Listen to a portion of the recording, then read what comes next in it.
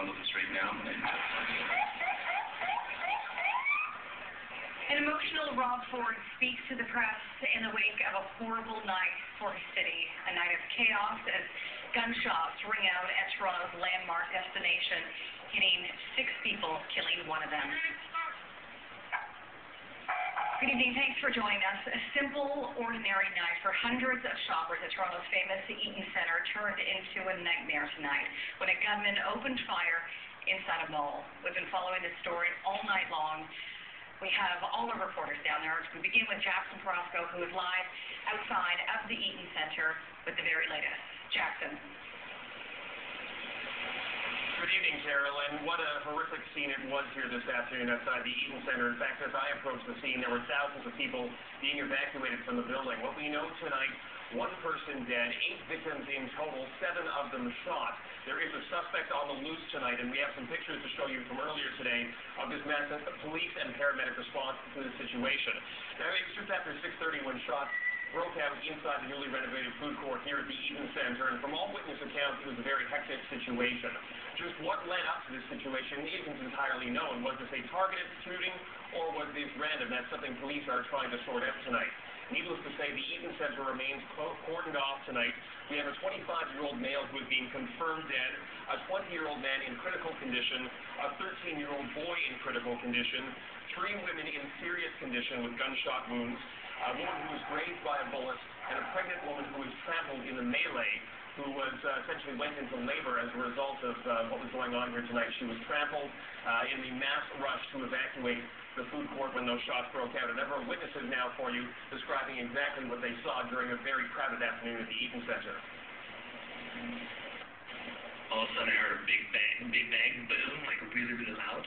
Then I heard, and I looked up, I saw a gunman. He was black, about 24 years old, had a light brown coat.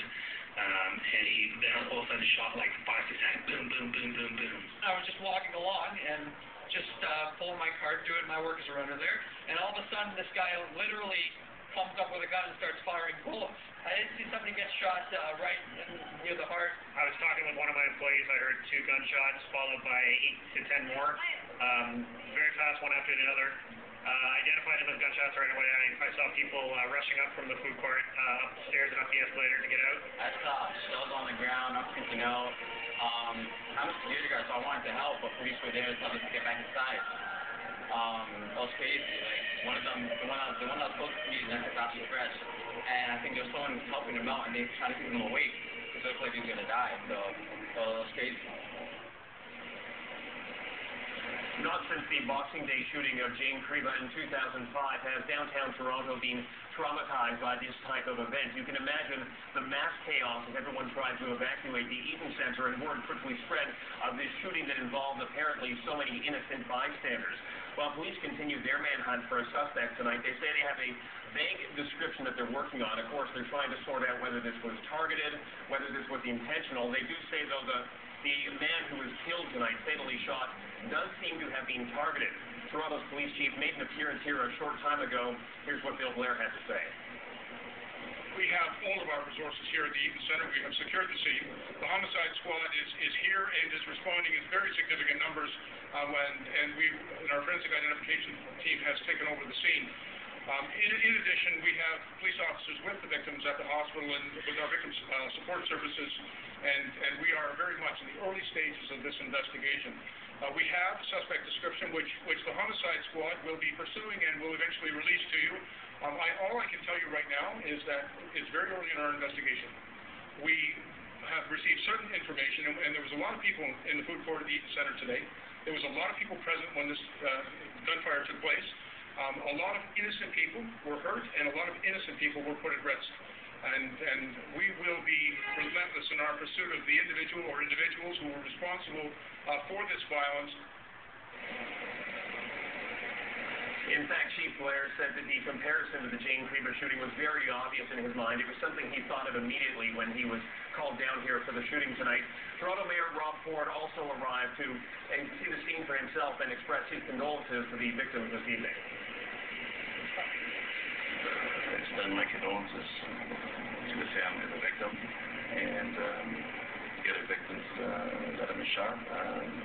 our prayers are with them, and hopefully they will pull through.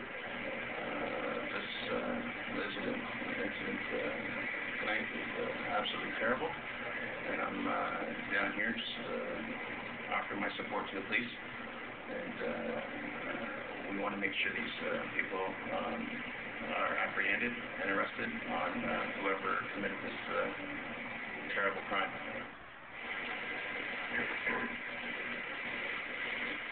At this hour, the Eaton Center remains sealed off as a crime scene. All the doors are completely taped off, and investigators are, in fact, continuing their work inside at this hour. There are so many unanswered questions.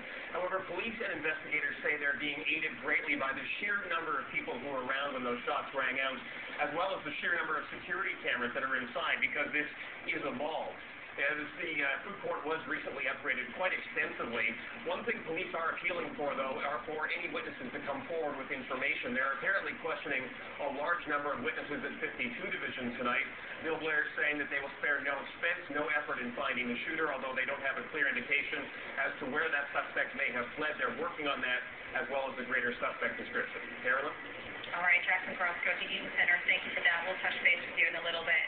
Now, reaction to the shooting came fast and furious. Among those sharing their take on the shooting, the Blue Jays, Brett Laurie. The infielder was at the corner of Yonge and Dundas when the shooting happened. Here's a picture he posted on Twitter showing people pouring out of the Eaton Center as police and emergency crews converge on the scene. Now, for people at the Eaton Center, like those people in that picture, a day of shopping and browsing, as you can imagine, suddenly became a mad scramble to safety. Some were close enough to hear the shot. Some actually saw it happen. Most simply found themselves caught up in a rush to get out. Global Sean O'Shea is at the scene and has been hearing from people who were there when calm turned to chaos. Sean. Well, good evening, Carolyn. It's terrifying times for shoppers inside the Eaton Center, arguably Canada's best-known retail mall. Now, we report on shootings all the time, and usually we're talking about everybody has heard about the running, and I was like, why are they running? And I heard gunshots, and I just ran. That's good, because some people were running, and some people on the second floor, they were standing there watching, which I don't understand. Because if you see shots, you should run. Why would you stand there and watch? I just heard the shots and just got down under the counter. Yeah, one pound in a basket. I don't know, I just heard the shots, and then like hundreds of people were just running, stampeding, jumping the counter, jumping the chairs in the lobby. And they just ran through the store and into the back hallway. Well, there's people slipping and falling on the floor, and people were scared, terrified. It's gunshots, right? Now, Bobby Umar was within a few meters of the gunman.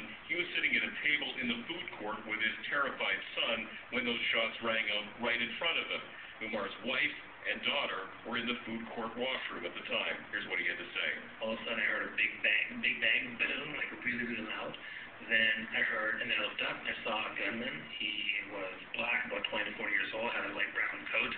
And he then all of a sudden shot like 5 to 10, boom, boom, boom, boom, boom, like that. And he was 30 feet away. He was right in front of the restaurant that we had just gotten our food from, the Szechuan place. And as soon as I saw that, I grabbed my son, we dove under the tables. Now, Bobby Umar was terrified because he got separated from his wife for quite some time. Remember, she was in the washroom. He and his son were hiding under the table in the food court. So what's the first thing he did? He sent out a tweet. Then he texted his wife to try to get them to relocate, and they ended up meeting up at Nathan Phillips Square a few minutes later. But as in cases like this, we're saying, what's the first thing people do? Well, they reach out to social media. They get on their smartphones, they send out tweets, they send out text messages, they go to YouTube, they file pictures. That's what people were doing within minutes, some for the sake of being able to share information, some for the sake of trying to get some information. And people down here at Yonge Dundas Square and on Yonge Street here between Queen and Dundas had lots of time to be talking about and mulling all of this over for one reason, because inside the Eaton Center, that big parking lot was locked down. You couldn't go and get your car. Police officers were telling me what they were telling them, which was, go see a movie, go spend a couple of hours, because you're not going to get your car, you're not going to go home. So people were in the bars, they were on patios, they were in restaurants outside of the Eaton Center talking about what happened inside. The parking lot has reopened, thankfully. It opened about 40 minutes ago, so people now starting to go home. Some try to put this behind them, but you can be sure for quite some time. Carolyn, back to you. All right, Sean O'Shea down at the Eaton Center as well. Thank you for that. Now, as Jackson mentioned, for people on Yonge Street tonight, this deadly shooting was a chilling reminder of the Boxing Day murder of an innocent teenage girl caught in the crossfire of gang violence. On December 26, 2005, Jane Kripa was shot and killed in a gang shootout in Yonge Street. It happened just north of the shopping center of Eaton Center and left a 15-year-old Riverdale girl with a bullet wound to her head. The spray of bullets also left 6 other people wounded. Kripa's death led to the arrest of 10 gang members. Those arrests resulted in 2 murder convictions and 2 manslaughter convictions. Now, as we know, today's gunfire broke out in the food court, as Sean mentioned, at dinner time, as hundreds of people crammed the area to sit down for a meal with friends and family. This is where it happened, in the newly designed food court on the north side of the Eaton Center. As you can see, it's a large area with enough room for hundreds of seats. Most of those seats were occupied by adults, teens, and children when the shooting started just after 6 this evening. And it's in these places, the food courts of malls, where gangs have traditionally hung out. The reason is simple. The mall provides shelter from the close watch of police on the street. And that's just one reason why the Eaton Center has spent so much money trying to reinvent that image. Descend to the basement of one of Canada's most prominent shopping malls, and you'll see what almost $50 million in renovations can do. It's a redesign of one of the Eaton Center's 2 food courts, a food court that in the past has been a hangout for gangs, something Shootings.Nako, a former Eaton Center security officer, remembers well from the 90s. It was rare to see families with strollers and young kids, with their mom and dads coming through the mall. But over the years, Cadillac Fairview, the Eaton Center's owner, has invested plenty of money into the mall to change its image. This multi-million-dollar rental last year replaced those old hard chairs and fixed tables and replaced them with upscale establishments. Also, much time and money has gone into heightened mall security in the event of nights like tonight. We've been trained to handle riots. We've been trained to handle bomb threats, shootings. We had robberies. But no amount of training can prevent a situation like this evening. All it can do is prepare for when it does happen. And we'll have more on this developing story, the nightmare at the Eaton Center that has left 1 person dead and 7 other people injured. We'll see you when we get back from the break. Closed captioning is brought to you in part by The Source. Want the latest smartphone designed for your social world? Now you can